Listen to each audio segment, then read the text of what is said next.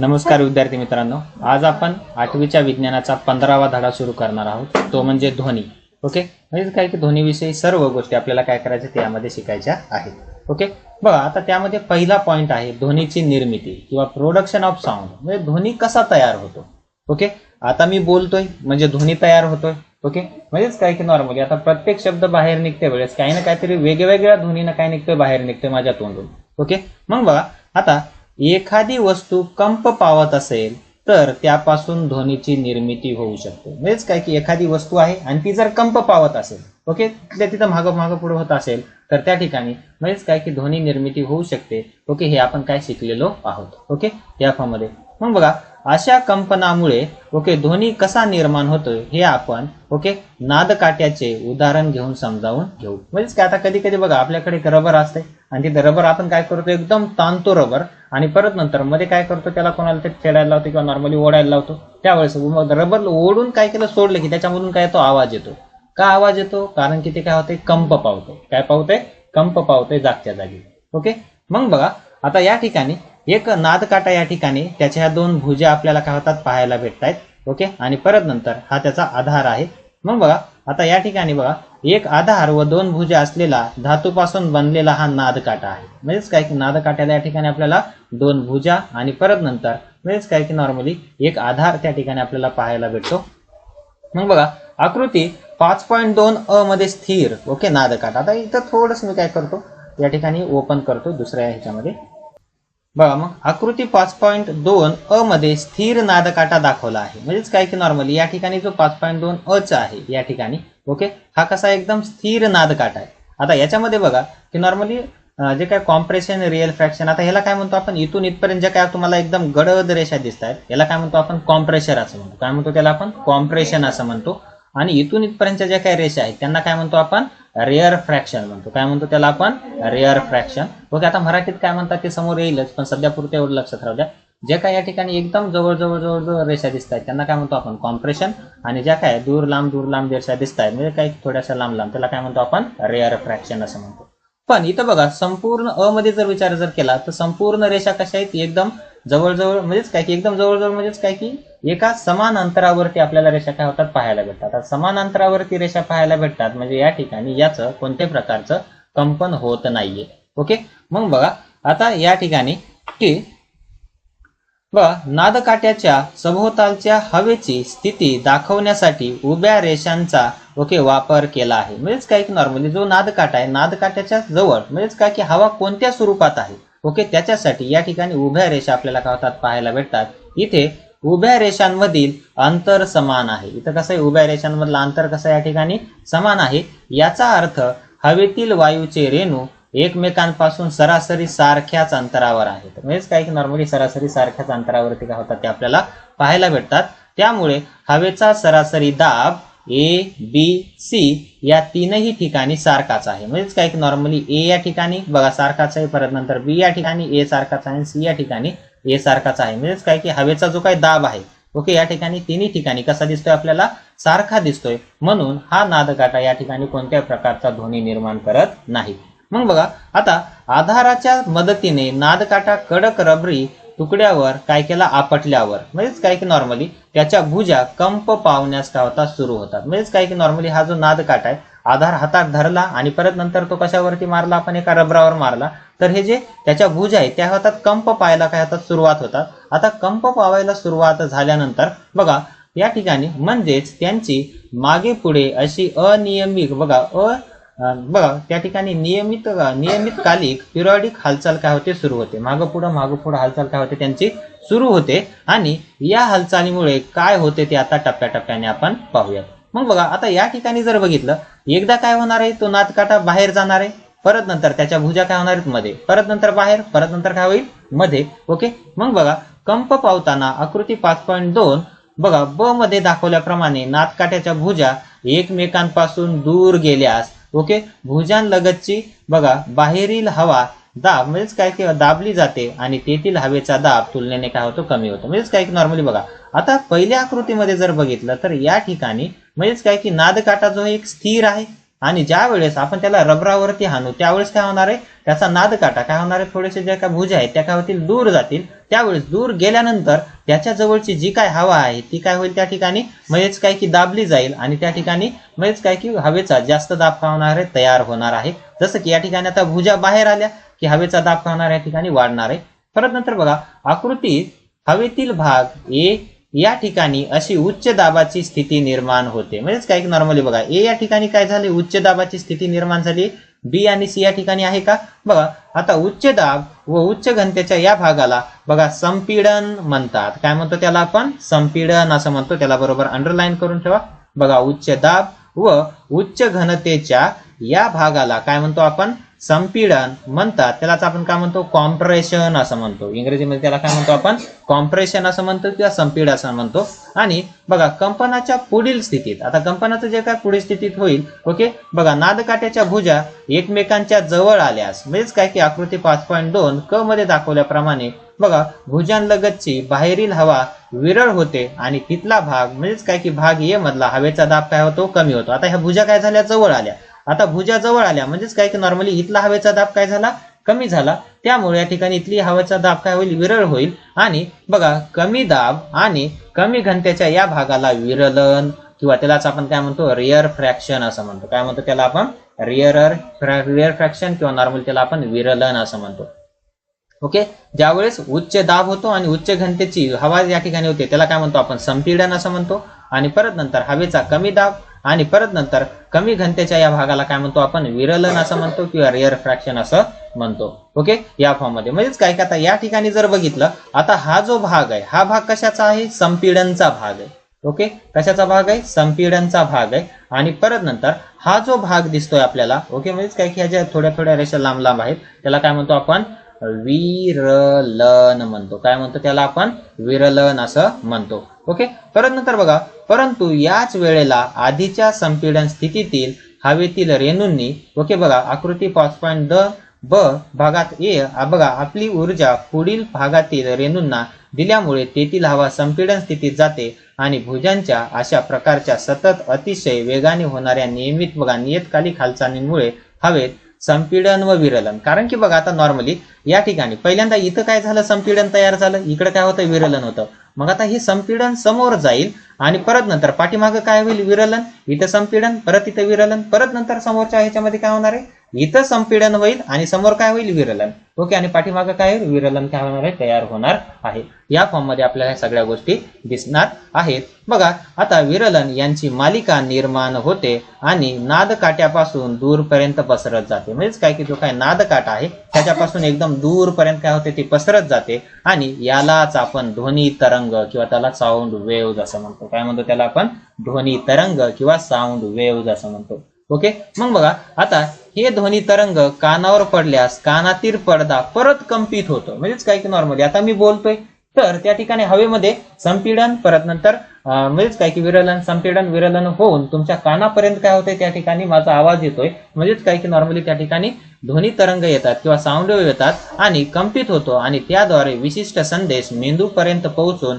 आपल्याला ध्वनीची बघा ध्वनी ऐकल्याची जाणीव काय होते निर्माण होते. म्हणजे तुम्ही माझा आवाज ऐकताय म्हणजे तुमचे कानाचे पडदे काय होतात त्या ठिकाणी थोडंसं कंपित पावतात आणि किती प्रमाणात कंपित पावतात याच्यावरून ते आवाज ठरतो आणि तुम्ही ते ओळखता की आवाज मी काय बोलतोय काय नाही. ओके या फॉर्म मध्ये परत नंतर नेक्स्ट बघा आता ध्वनी प्रसारण किंवा त्याला आपण माध्यम असं म्हणतो. बघा ध्वनी प्रसारण आणि माध्यम म्हणजेच काय की प्रपगेशन ऑफ साऊंड अँड मीडियम. म्हणजेच काय की नॉर्मली आता ध्वनीचं प्रसारण होण्यासाठी त्या ठिकाणी एका म्हणजेच काय की माध्यमाची गरज असते. ओके ज्या ठिकाणी कोणत्याही प्रकारचं माध्यम नाहीये किंवा कोणत्या प्रकारची हवा वगैरे वातावरण काय नाहीये त्या ठिकाणी ध्वनी आपण ऐकू शकत नाही. मग बघा आता मागील इयत्तेत आपण शिकलो आहोत की हवा पाणी किंवा बघा स्थायू सारख्या एखाद्या माध्यमातून लहरीच्या रूपाने प्रवास करून ओके ध्वनी आपल्या कानापर्यंत पोहोचतो. परंतु ध्वनीचा स्रोत आणि आपला कान यांच्यामध्ये बघा या प्रकारचे माध्यम नसेल तर म्हणजेच काय की नॉर्मली आता मी बोलतोय तुम्ही ऐकताय म्हणजे तुमच्या कानापर्यंत काय होतं या ठिकाणी सगळा आवाज माझा येतोय. आता कशाचं माध्यम आहे या ठिकाणी हवेचं माध्यम आहे. कशाचं माध्यम आहे हवेचं माध्यम आहे. कारण की हवेमधले जे काही अणू आहेत किंवा नॉर्मली जे काय ते आहेत त्याचे कण आहेत एकदम कसे आहेत एकदम एकमेकांपासून दूर आहेत त्यामुळे मी बोललेलं तुम्हाला ऐकू येतं. पण आता हेच जर मी द्रवामध्ये बोललो तर तुम्हाला तेवढं ऐकू येणार आहे का नाही. किंवा नॉर्मली आणखीन मी स्थायूमध्ये बोललो तर तेवढं ऐकू येणार आहे का नाही. ओके, या फॉर्ममध्ये. मग बघा, ध्वनीच्या निर्मितीसाठी आणि प्रसारणासाठी हवेसारख्या माध्यमाची आवश्यकता असते. म्हणजेच काय की नॉर्मली ध्वनीच्या निर्मितीसाठी, ध्वनी तयार होण्यासाठी आणि प्रसारणासाठी म्हणजे ध्वनी एका ठिकाणाहून दुसऱ्या ठिकाणी जाण्यासाठी हवेसारख्या माध्यमाची त्या ठिकाणी आवश्यकता असते आणि हे प्रयोगाने सिद्ध करता येते. म्हणजेच काय की नॉर्मली या ठिकाणी आपल्याला प्रयोगाने काय करता येते, सिद्ध करता येते. आता बघा, प्रयोगाची रचना आकृती 15.3 मध्ये दाखवल्याप्रमाणे आहे. बघा, मग आता या रचनेत काचेची एक हंडी म्हणजेच काय की नॉर्मली बेल जार सपाट पृष्ठभागावर ठेवलेला आहे. म्हणजेच काय की नॉर्मली सपाट पृष्ठभागावर एक बेल जार काय केला, ठेवलेला आहे. हा वाला इथे दिसतोय तो. आणि परत नंतर बघा, एका नळीमार्फत ही हंडी एका निर्वात पंपाला म्हणजे व्हॅक्यूम पंपला जोडलेली आहे आणि निर्वात पंपाच्या सहाय्याने आपण हंडीतील हवा बाहेर काढू शकतो. म्हणजेच काय की हा जो निर्वात पंप आहे याच्या सहाय्याने काय करतो, जेवढं काय याच्यामध्ये म्हणजेच काय की हवा आहे ती हवा काय करतो, आपण बाहेर काढतो. आणि आकृतीत दाखवल्याप्रमाणे हंडीमध्ये एक विद्युत घंटी असून तिची जोडणी हंडीच्या झाकणाद्वारे केली जाते. म्हणजेच काय की नॉर्मली त्या ठिकाणी त्या झाकणाद्वारे ती काय जोडली जाते. मग आता सगळी हवा बाहेर काढली. आता सगळी हवा बाहेर काढल्यानंतर बघा की प्रयोगाच्या सुरुवातीला निर्वात पंप बंद करताना काचेच्या हंडीत हवा असेल. म्हणजेच काय की नॉर्मली काचेच्या हंडीमध्ये थोडी तरी हवा राहणार आहे. जशी आपण एखादी बॉटल घेतली, बॉटल ज्यावेळेस आपण खुली बॉटल आहे, बॉटलला ढक्कन लावल्यानंतर त्या ठिकाणी त्याच्यामध्ये काय राहणार आहे, हवा राहते. ओके, त्याच प्रकारामध्ये त्या निर्वात पंप बघा बंद असताना असताना काचेच्या हंडीत हवा असेल. यावेळी बघा विद्युत घंटीची कळ दाबली असता तिचा आवाज हंडीच्या बाहेर ऐकू येतो. म्हणजेच काय की नॉर्मली आता ज्या वेळेस याच्यामध्ये हवा असेल त्यावेळेस काय होणार आहे, मधली घंटा आपल्याला ऐकू येणार आहे. काय होणार आहे, मधली घंटा आपल्याला ऐकू येणार आहे. पण ज्या वेळेस आपण याच्यातली सर्व हवा काय करतो, काढून टाकतो. ज्यावेळेस काय करतो, आपण सर्व हवा काढून टाकतो त्या ठिकाणी म्हणजेच काय की नॉर्मली आता कोणत्या प्रकारचं माध्यम तिथं नाहीये, आता कोणत्याही प्रकारचं माध्यम नाहीये तर त्या ठिकाणी आपल्याला ऐकू सुद्धा येऊ शकत नाही.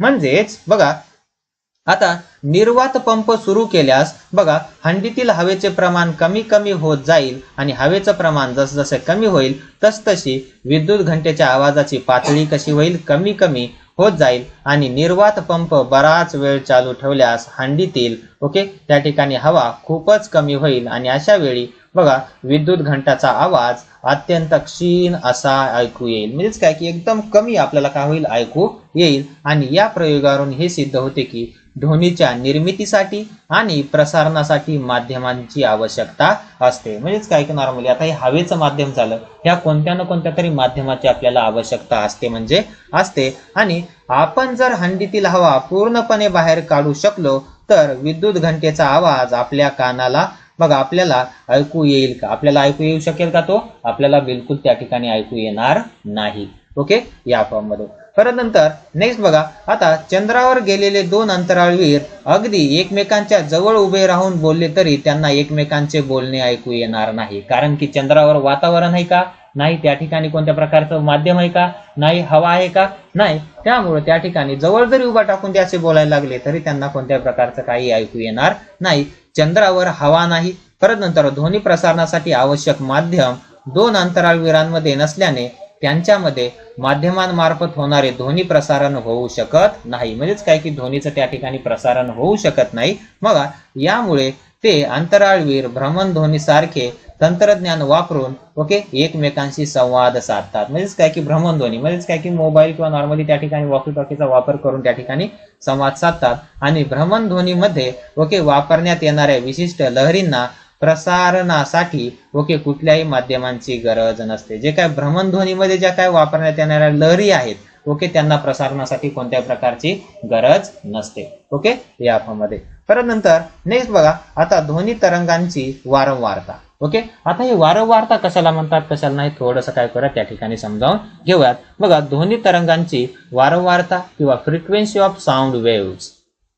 मग बघा आकृती 15.2 मध्ये नादकाट्याच्या कंपनामुळे हवेत संपीडन आणि विरलन असे निर्माण होतात. म्हणजेच काय की नॉर्मली हवेत काय संपीडन आणि परत नंतर विरलन कसे निर्माण होतात हे आपण त्या ठिकाणी काय पाहिलेलं आहे. आणि अधिक सूक्ष्म रीतीने पाहिल्यास हवेची घनता आणि बघा दाबातील बदल बघा खालील आकृती 15.4 मध्ये दाखवल्याप्रमाणे असेल. म्हणजेच काय की नॉर्मली बघा आता इथं जर आपण विचार केला तर त्या ठिकाणी आपल्याला म्हणजेच काय की हवेचं आपल्याला काय संपीडन पाहायला भेटतंय आणि या ठिकाणी आपल्याला काय पाहायला भेटतंय हवेचं विरलन पाहायला भेटते. परत नंतर या ठिकाणी हवेचं काय भेटतंय आपल्याला संपीडन, परत नंतर या ठिकाणी विरलन. म्हणजेच काय की नॉर्मली हवेचे कण असे एकमेकांपासून म्हणजेच काय की संपीडन विरलन या फॉर्म मध्ये जात असतात. मग बघा आता कुठलीही वस्तू हवेत कंप पावल्यास ओके हवेत अशा प्रकारचे ध्वनी तरंग निर्माण होतात. म्हणजेच काय की नॉर्मली या प्रकारचे ध्वनी तरंग त्या ठिकाणी निर्माण झालेले आपल्याला काय होतात पाहायला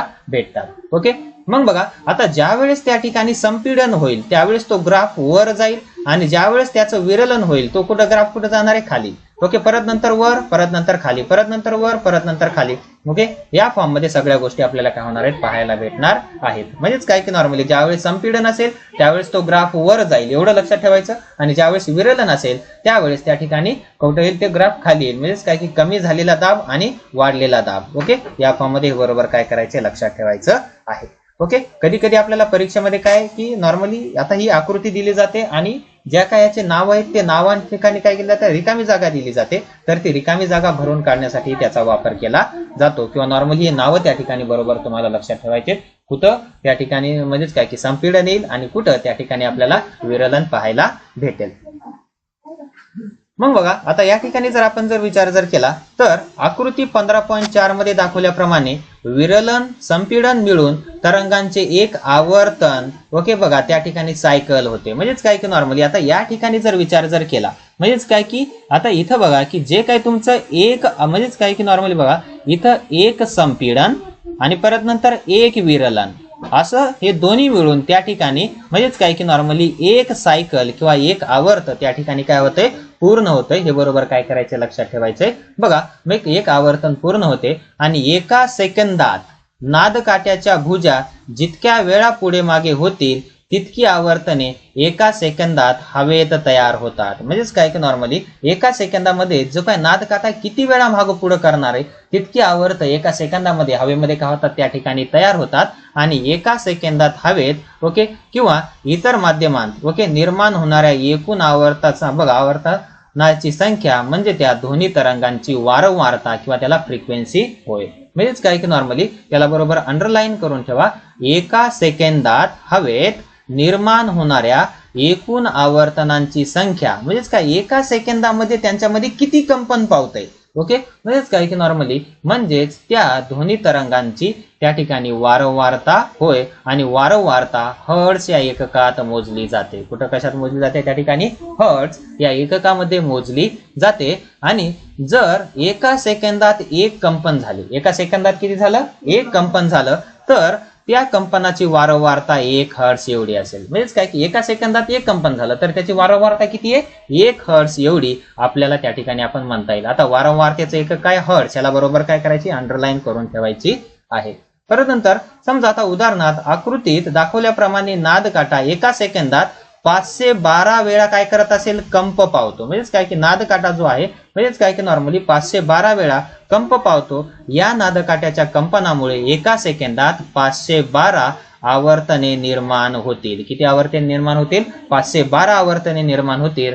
तर त्यामुळे त्यापासून निर्माण होणाऱ्या ध्वनीची वारंवारता किती असणार मग त्या ठिकाणी 512 हर्ट्झ एवढी असेल. किती असेल 512 हर्ट्झ एवढी त्या ठिकाणी आपल्याला कळते पाहायला भेटते. ओके या फॉर्म मध्ये ओके बघा एखादा नादकाटा किती वारंवारतेने कंप पावेल हे त्यांच्या भुजांचा आकार त्याची लांबी किंवा जाडी आणि तो नादकाटा कोणत्या पदार्थांपासून बनलेला आहे यावर अवलंबून असतंय. ओके म्हणजेच काय की वारंवारता म्हणजे एका सेकंदामध्ये किती कंप पावतो किती वेळा कंप पावतो त्याला काय म्हणतो आपण त्या ठिकाणी वारंवारता असं म्हणतो किंवा फ्रिक्वेन्सी असं म्हणतो. ओके या फॉर्म मध्ये परत नंतर बघा आता या ठिकाणी एवढं काय करायचं.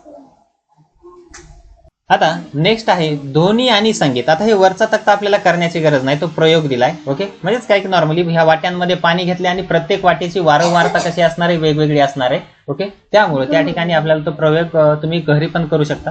ओके चला याच्यामधले आपल्याला प्रश्न येत नाहीत पण खालचा आपल्याला बघूयात.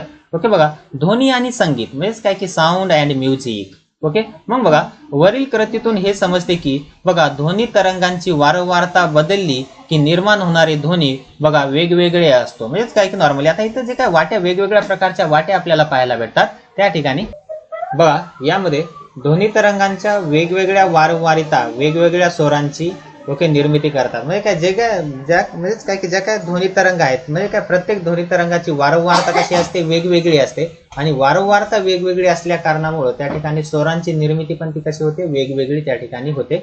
परत नंतर बघा संगीतामध्ये स्वर निर्मितीसाठी वेगवेगळ्या प्रकारच्या वाद्यांचा उपयोग केला जातो. म्हणजेच काय की नॉर्मली वेगवेगळ्या प्रकारचे वाद्य त्या ठिकाणी वापरले जातात. त्यामध्ये बघा सतार असेल, परत नंतर वायोलिन, गिटार, परत नंतर यांसारख्या तंतुवाद्यांचा, त्याचप्रमाणे बासरी, सनई यांसारख्या बघा फुंक वाद्यांचा वापर त्या ठिकाणी केला जातो. म्हणजेच काय की नॉर्मली बासरीचा वापर करून त्या ठिकाणी काय केलं त्याच्यामध्ये कंपन तयार केले जातात. परत नंतर बघा आता गळ्यामधूनही वेगवेगळे स्वर निर्माण करता येतात. आपल्या गळ्यामधून सुद्धा आता काही जण असतात बघा वेगवेगळे स्वर आपल्याला काय करतात त्या ठिकाणी तयार करता येतात. परत नंतर बघा तंतुवाद्यांमध्ये वापरलेल्या बघा तारांवरचा ताण कमी जास्त करून तसेच बघा तारेचे कंप पावणाऱ्या भागांची लांबी बोटांनी कमी जास्त करून बघा कंपनाची वारंवारता त्या ठिकाणी बदलता येते. म्हणजेच काय की नॉर्मली त्या ठिकाणी जे काय आपला विणा वगैरे असते त्याला ताणून हे करून काय केलं जातं त्या ठिकाणी त्याची वारंवारता कमी जास्त केली जाते. ओके या फॉर्म मध्ये. परत नंतर नेक्स्ट यामुळे निरनिराळ्या स्वरांची निर्मिती होते. वेगवेगळे स्वर त्या ठिकाणी आपल्याला काय होतात पाहायला भेटतात. परत नंतर बघा बासरी सारख्या फुंक वाद्यात बोटांनी बासरीवरचे छिद्र दाबून किंवा मोकळी करून त्या ठिकाणी बासरीतील कंप पावणाऱ्या हवेच्या स्तंभांची लांबी कमी जास्त केली जाते आणि हवेच्या स्तंभांची लांबी कमी जास्त करून त्या ठिकाणी कंप पावले जातात आणि परत नंतर ध्वनी काय होतो तयार होतो. परत नंतर नेक्स्ट बघा त्यामुळे कंपनाच्या वारंवारतेमध्ये बदल होऊन निरनिराळ्या स्वरांची निर्मिती होते. म्हणजेच काय की वेगवेगळे स्वर त्या ठिकाणी काय होतात तयार होतात. परत नंतर बघा याचप्रमाणे बासरी वादनासाठी वापरलेली फुंक बदलूनही वेगळ्या स्वरांची त्या ठिकाणी निर्मिती केली जाते. कधी बासरी वाजवताना तुम्ही बघितले असेल तर त्याच्यामध्ये वेगवेगळे स्वर काय होतात तयार होतात. मग आता या ठिकाणी जे काय सारेगम पद निसा जे काय आहे ओके त्यांची वारंवारता या ठिकाणी दिली. जे काय त्याच्यामध्ये सारेगम पद निसा मधलं काय सा जे आहे त्याची वारंवारता किती आहे 256 हर्ट्स आहे. रे ची किती आहे 280 आहे. ग ची किती आहे 312 आहे. म ची किती आहे 346 आहे. प ची किती आहे 384 आहे. ध ची किती आहे 426 आहे आणि नी ची किती आहे 480 आहे. बघा म्हणजेच काय की कधी कधी कमी जास्त त्या ठिकाणी वारंवारता आपल्याला झालेली दिसते. ओके या फॉर्म मध्ये. परत नंतर नेक्स्ट बघा आता यामध्ये वेगवेगळ्या प्रकारचे काय इथं खूप वेगवेगळ्या प्रकारचे काय दिलेत म्हणजेच काय की वाद्य दिलेले आहेत. बघा आता वेगवेगळ्या स्वरांची निर्मिती करणारे ऍप्स म्हणजे काय साऊंड नोटेटर जनरेटर ऍप्स म्हणजेच काय की आपल्या मोबाईलवरती पण आपण घेत असतो आणि भ्रमणध्वनीवर उपलब्ध होऊ शकते. अशा बघा आपल्या शिक्षकांच्या सहाय्याने त्यांचा वापर करून वेगवेगळ्या स्वरांची काय करा निर्मिती करा. म्हणजेच काय की नॉर्मली स्वरांची निर्मिती करायची म्हणजेच त्या ठिकाणी आपण काय करत असतो कंपन करत असतो जेणेकरून त्याच्यामधून ध्वनी काय करतो बाहेर पडतो. ओके परत नंतर नेक्स्ट आहे बघा मानव निर्मित ध्वनी म्हणजेच काय की साऊंड प्रोड्युस्ड बाय ह्युमन. म्हणजेच काय की नॉर्मली आता माणसांमध्ये आता मी बोलतोय तर माझा साऊंड काय माझ्या गळ्यातून बाहेर निघतोय म्हणजेच काय की काही ना काहीतरी त्या ठिकाणी कंपन होते. ओके मग बघा आता या ठिकाणी थोडंसं बघूयात. आता इथं जर विचार केला तर ही काय या ठिकाणी म्हणजेच काय की झडप आहे. म्हणजेच काय की नॉर्मली झडपेमुळे जे काय आपण खाल्लेलं अन्न म्हणजेच काय की श्वसनलिकेत जात नाही. परत नंतर बघा आता त्याच्या खालीच थोडंसं आपल्याला या ठिकाणी काय पाहायला भेटते स्वरतंतू पाहायला भेटतो. काय पाहायला भेटतो स्वरतंतू पाहायला भेटतो. परत नंतर त्याच्या थोडंसं खाली इथं जर आलो तर त्या ठिकाणी श्वसनलिका आहे आणि श्वसनलिकेच्या पाठीमागं काय त्या ठिकाणी अन्ननलिका आपल्याला पाहायला भेटते. ओके या फॉर्म मध्ये.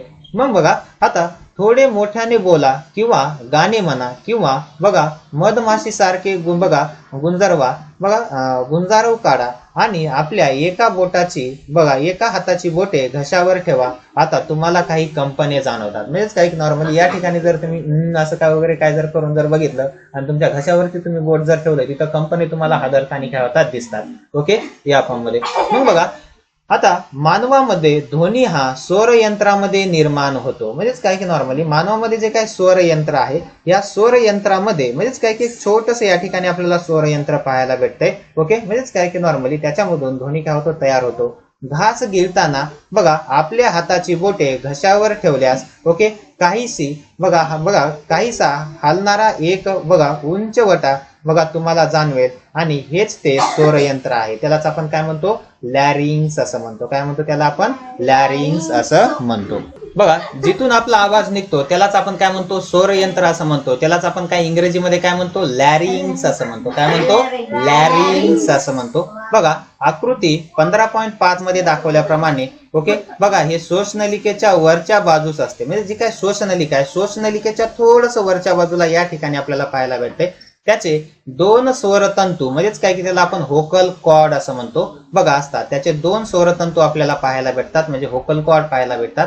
आणि या स्वरतंतूमध्ये बघा असलेल्या जागेतून हवा श्वासनलिकेमध्ये जाऊ शकते. म्हणजे काय श्वासनलिकेत जाऊ शकते आणि फुफ्फुसातील हवा बघा जेव्हा या जागेतून जाते तेव्हा स्वरतंतू कंप पावतात व ध्वनीची त्या ठिकाणी काय होते निर्मिती होते. परत नंतर बघा म्हणजेच काय की नॉर्मली जे काय व्होकल कॉर्ड आहे त्यालाच आपण काय म्हणतो स्वरतंतू म्हणतो. आणि ह्या स्वरतंतूमध्येच वेगवेगळे स्वर किंवा कंपन होतात आणि कंपन निर्माण झाले म्हणजे त्या ठिकाणी स्वर निर्माण होतात.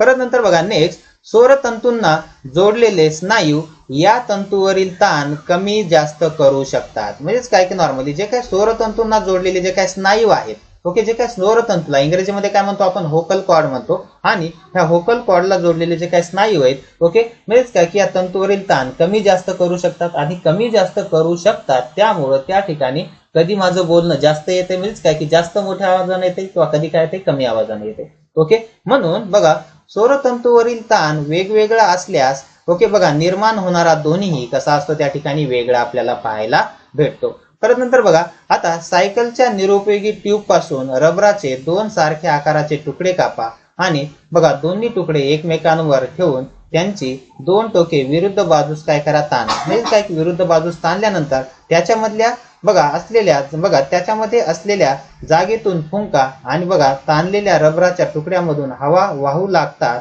आणि ध्वनी काय होतो त्या ठिकाणी निर्माण होतो. परत नंतर बघा मानवी स्वरयंत्राचे कार्य अशाच प्रकारे त्या ठिकाणी आपल्याला काय होते पाहायला भेटते. परत नंतर बघा आता पुरुषांचे स्वरतंतू ओके जवळपास 20 मिलीमीटर लांब असते. किती असते 20 मिलीमीटर लांब असते पुरुषांचे. त्याला बरोबर अंडरलाईन करून ठेवा. जे काय मानवा म्हणजे काय की पुरुषांचे जे काय स्वरतंतू आहे ही किती असते 20 मिलीमीटर लांब असतात.